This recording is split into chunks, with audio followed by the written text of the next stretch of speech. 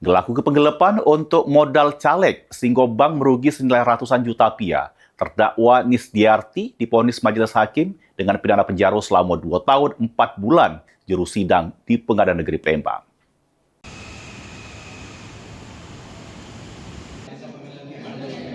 Mantan caleg Nisdiarti terdakwa penggelepan yang menyebabkan Bank BJB Palembang mengalami kerugian 730 juta rupiah. Jalani sidang di Pengadilan Negeri Palembang. Jero agenda putusan majelis hakim.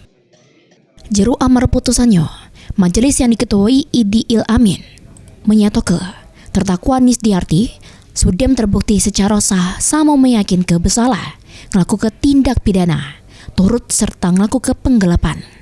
Menghukum terdakwa oleh karena itu pidana penjara selama 2 tahun 4 bulan.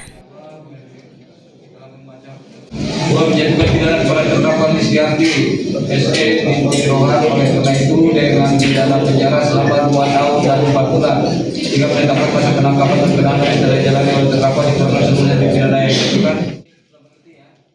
Sebelumnya, jaksa penuntut umum menuntut terdakwa Nisdiarti dengan pidana lebih tinggi yakni 2 tahun 8 bulan.